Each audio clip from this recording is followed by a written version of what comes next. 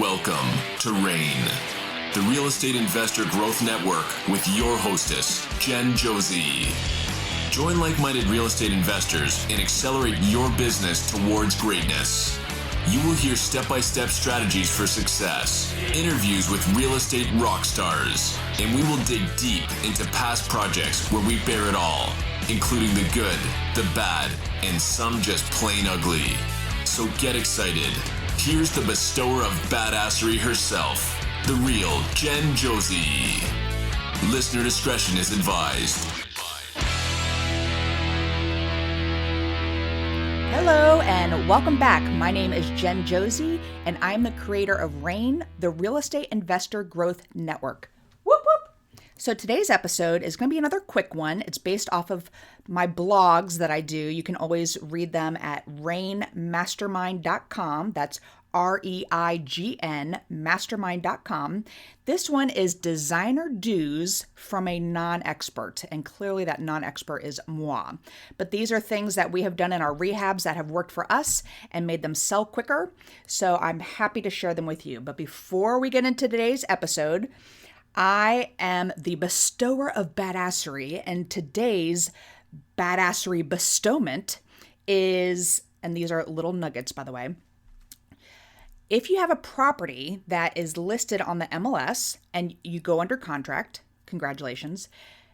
My nugget to you is wait until you have your due diligence check in hand. This has happened to us twice recently. It probably has to do with the Rona, but we have been under contract. Everything looked good, pre-approval letter, but then we go to get and we switch, by the way, we update the MLS listing from active to contingent. And when we go to get the check, something happens with funding, or with another situation, someone got sick, like overnight. Bizarre. And they could not give us their due diligence check and they had to walk away from the contract. So with that, do not switch over your listing in the MLS until you have a check in hand, because once you update it to contingent, and if you have to put it back to active again, that triggers a lot of questions from realtors showing that property to their clients. They want to know if an inspection was done and all that. So it's just a lot, and it just is a total pain in the rear. So that is my badassery bestowment. Don't change your listing until you have check in hand. So today's episode, this is going to be shorter. Again, these are based off of blogs. This one is designer dues from a non-expert. So I have been designing rehabs for almost 3 years, which is really nothing if you ask the experts. But since I can't afford an expert, I'm just going to share with you some of the techniques that I have found that work best. Again, these are simply suggestions sprinkled with my stubborn opinions that sell houses, and buyers are always pleased with my thoughtful attention to details. So when designing a layout, I always try to think of the lady of the house. So no offense to my gays, you know there's always a lady in every relationship. So whoever that lady is, I try to envision them walking into the house with bags of groceries. So is she coming from the front door? Is she coming from the back door? Is she going through the garage? Where's the first place she's going to toss down her keys, her jacket, her purse? How many rooms will she need to walk through to get to the kitchen? This is the easiest way to decide if it might be smart to move the kitchen in the house. So speaking of kitchens, let's go ahead and start there. This is your big moneymaker, so you really have to make your choices wisely. I'm going to start with microwaves. This is one of my pet peeves. I don't know who the hell thought it was a good idea to put the most used appliance in the kitchen island. Like, it hurts my back thinking about it. Bending over and, opening the door and putting my, 3 slices of bacon between 2 paper towels on my paper plate. It is a pain. I can't imagine. I think about people with kids. I see them have the kids opening the door, putting their Barbie in there, turning it to silly putty.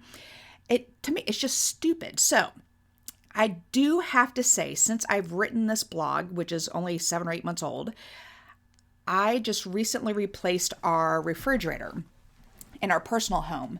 And when we were walking around the appliance place, I saw one of the microwaves in the island. I'm like, ugh, that is just so stupid. And he's like, why? Why do you say that? And he's like, it's a drawer. I'm like, wait, what? So now they designed them so they are actually drawers, and you push a button and then it comes out, and you're still standing upright, and you're able to just place your bacon in the drawer and then work the microwave. So bravo to the people who fixed that, because to me, I just thought it was idiotic. So staying with the kitchen, if you're in a low to mid price point, I would just stick with the over-the-range microwave. If the home is older and there is just a hood, so a lot of times we'll buy things in the 80s, and that's before they started putting microwaves in.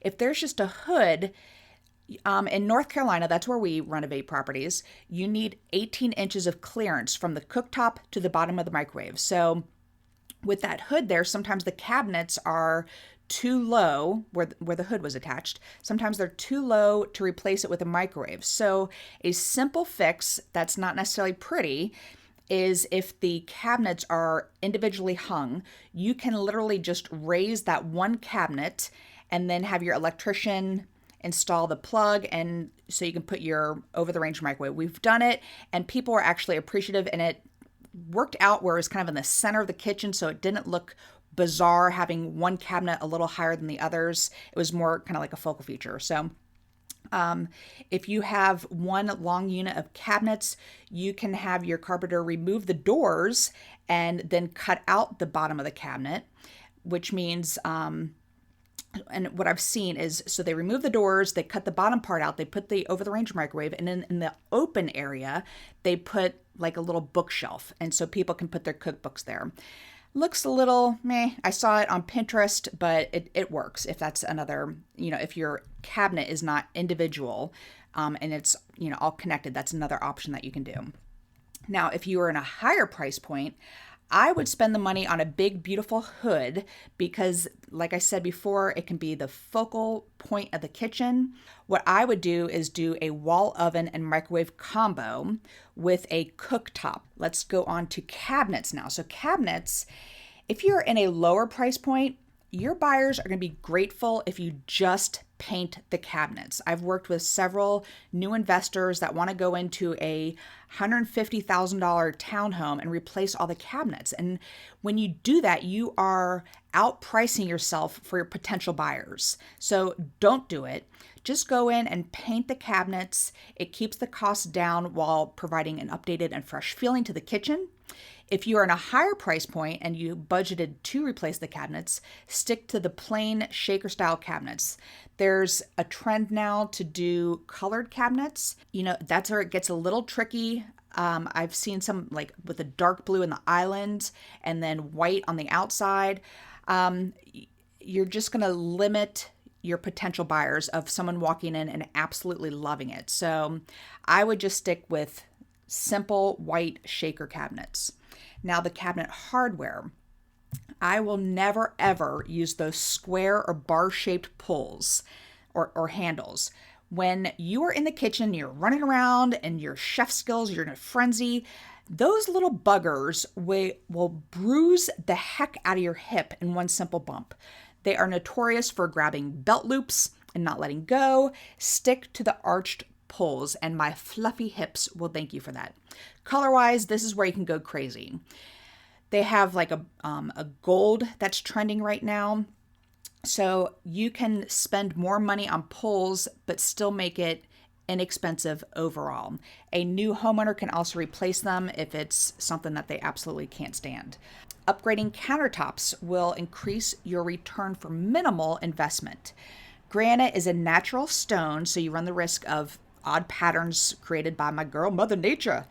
But in the higher price point, I would go for quartz. Quartz is man-made, so the patterns are muted and less risky. Whether you go granite or quartz, always go neutral. I cannot stress this enough. Just like the drawer pulls, put your creativity and wild side in the backsplash and leave the countertops as simple as possible. A backsplash can be changed out for a lot less money than multicolored, super busy, crazy granite. Before we leave the kitchen, these are my last little nuggets. Never put the side of an oven up against the wall. So you need to leave space on either side of the cooktop for the pot handle. And then the 50-50 sinks, just stop. You can never get a big pan in there, ever. Farm sinks, They are more expensive, but I do feel like it's a trend that does not provide enough return. I always just do a large single basin stainless steel undermount, and the buyers are always pleased. And lastly, Mama loves a wine fridge. If you have the space for it, do it. You can get them for about $500, and it just is a nice little sizzle feature. So now let's move to flooring. If you purchase in a low to mid-range price point to rehab, and there's like a mishmash of flooring because the previous owners hit every remnant sale out there, pick one and match it. Carpet is the easiest to replace, but if there's pet smells, be sure you also replace the carpet pad and use this product. It's called Kilz, Kilz, and spray the hell out of the subflooring to get rid of those smells. Now, if the floors are super smooth, I have done rolled vinyl that looks like wood and saved a ton of money for a great looking product. However, if there's lumps and bumps in the subfloor, the vinyl will show all imperfections, so you gotta be really careful. My favorite thing to work with is now luxury vinyl plank, or LVP. It's cheaper than hardwoods and is waterproof and practically indestructible. LVP, it goes into all of our rentals. It's great. In the higher price point, hardwood floors are pretty much expected these days. Hardwood floors are easier to match than people think, and when you can advertise in your listing original hardwood floors, it's very appealing to buyers. Sometimes you do need to stain and refinish them. If all the rooms in the house have hardwoods except for the kitchen, you should go ahead and pay the extra money and have them all matched. The new buyers will love it. Moving on to the walls. So wall color. Stick to super neutral on most walls and then maybe pick an accent wall for some variety. The trend now is starting to pull away from the grays, but many buyers still love them. My go-to wall color is Sherwin-Williams Alpaca. It's awesome because when you look at it, it can either go gray or beige depending on what it's near. I've put it in a bathroom where it had some gray tile and it really pulled out, and then I had it around a fireplace that had some beige tones in it, and it really pulled out the beige tones. And yes, I know wallpaper is having a comeback, but please stay back. Wallpaper is so personal, so let the homeowners pick it out themselves. White trim. Trim work. So white trim will update a 1980s home faster than Michael J. Fox can get to the clock tower. The annoying part about the brown trim is sometimes has an oil-based finish, which requires a primer first. The only time I would not paint dark wood trim is if the home is, say, from like the 1920s or earlier, and it's that original chunky wood, those big, beautiful banisters on the stairwell, or like a really expensive wood paneling. It's just my preference. I always try to lean towards the authenticity of a home. Wall plates, like for your light switches. Wall plates, they're super easy and cheap to replace. There's no need to keep those dingy light plates. Pick one size and keep them uniform through the house. You can get small, medium, or large. Just pick the same size as you go through the house. Moving on, ceilings. So congratulations if you have a renovation with flat ceilings, because man, those buggers are hard to find.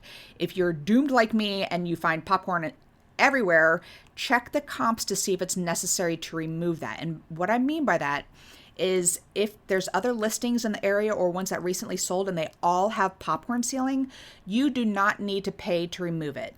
And removing it just puts a thick layer of dust everywhere, and nobody's got time to clean that up. In ceilings, we have light fixtures. So here's another area where you can go crazy with trendy items. You can also spend a ton of unnecessary money, so shop around. A light fixture can become a focal feature in a room, so don't hold back. Spend some time on Pinterest. That's where I typically like to go and research the latest trends, but be careful. Pinterest, I can end up being on there for like 7 hours, so don't get too hooked in there. If you're renovating a property that has like different ceiling fans in every room, I replace them all with titty lights. Yeah, and I'm pretty sure that's the official term for those flush mounts. Those are those round flush mounts that have the fastener in the center and they look like basically titties. So we call them titty lights, and you can get them in packs of 2. So it's a cheap fix. It makes everything uniform. Take the ceiling fans down and replace them with titty lights. If you're designing a higher end home, LED lights on dimmers are they're a great way to save money. Put your lighting budget towards a nice dining room chandelier and pendant lights over the kitchen island, but I still use titty lights in the bedrooms, but I have my electrician install light boxes so the homeowner can upgrade to a ceiling fan easily. And don't forget the exterior lighting. I always think of the family dog, so add a couple spotlights near the roof line to light up the backyard for my dear old Poochie Poo at night. When we bought the house we currently live in, there's no exterior lights in the backyard, so that was a real pain to deal with. The bathrooms. If you're in that lower price point, but want to keep the price affordable, see if you can get away with just cleaning the bathtub. Barkeeper's Friend is the absolute greatest miracle worker for bringing a gross bathtub back to its glory. Elbow grease is a hell of a lot cheaper than a whole new bathtub and shower surround. I would spend your money on the new countertops so that you can match the kitchen and new bathroom fixtures. If the cabinets are rough, you can get an updated vanity from Lowe's or Home Depot. That's a pretty easy fix. They're pretty cheap. But something I've also learned is be aware of the flooring underneath. We had one where we had to remove the vanity because the drawers were broken. And when we pulled it up, they had not tiled all the way underneath the vanity. So we had to make sure that we found a vanity long enough to cover, just the concrete. If you are in a mid to upper price point, I will typically update the tile. Current trends are big and bold patterns. While it would be super fun to do them everywhere, definitely keep the floor and the walls neutral and just put that bold tile in the shower niche. Niche. I'm going to go with niche. And let's talk about that niche, because please stop doing the stupid tiny 12 by 12 squares. I find it so annoying because this girl, I love my fun smelling shower gels, and it leaves no place left for my Pantene bottles, much less my husband's teenage inspired Axe. Yeah, he still uses Axe. I always go for 24 by 12 niche, if not bigger. Your carpenter can reframe and do a custom niche between 3 studs. In that niche, forget about the bullnose tile. By the way, that's super expensive. I have started using Schluter, and it just makes it super clean edge, and it's much, much, much cheaper. I know a few people are a fan of those rain showers that come down from the ceiling. While yes, they look really cool, they do not work for the ladies that wash their hair every 3 days. If you are working with a shower stall, also consider a bench, because ladies need a place to rest their foot while they're shaving their legs. So whenever I see a property that has the rain showers coming down I'm like, a guy designed that. I just know it. If you're designing a hall bath for the children of the house, please consider adding a door to separate the sinks from the toilet and the tub. This will allow one child to brush their teeth while the other one is showering, and teenage girls especially, they're appreciative of this. If you're designing a master bath, you can never go wrong with a standalone tub. This was actually the deciding factor for a home that we sold. A couple was walking through the house, liking it and this and that, but once they opened up that master bath and they saw that big soaking tub, they were sold. When you're picking out the tub, try to get one that has the drain on one side. I'm not sure who designed the ones with the drain in the center, but it hurts my rump just thinking about it. And actually, when I think about it, maybe it's designed for 2 people. Anyway, the standalone faucets, those buggers are so expensive. What we did in one of our properties, in 2 of our properties actually, we extended the wall out a little bit and we put the fixtures in the wall and had a little shelf there too, and have the fixtures coming out of the top of the shelf. So it serves a couple purposes. You have, a standalone tub. Now you have a place to put your bar of soap if need be, bath salts or whatever. But you also have your fixtures hidden in the wall and they come out. And by the way, fixtures with your standalone tub, put them on one end. If you put them in the center of the tub, it's, the person has to wait for the tub to be filled before getting in because, they're getting water pounding on their stomach. So have it down by their feet so they can get in while it's filling and have that relaxing moment in the tub there. So these are just some of the highlights that have helped us sell houses quicker. As you can tell, I have very, very strong opinions, and you are welcome to have your own. I just wanted to shed some light on a perspective that maybe you've never considered. So if you have great ideas, leave a comment below and let us know what has worked for you. It'll help all of our listeners, and we welcome that, definitely. Thank you for joining me today. Go out and be a badass and make it a great day. Take care. Bye-bye. Whoop, whoop. Thank you for listening to RAIN, the Real Estate Investor Growth Network.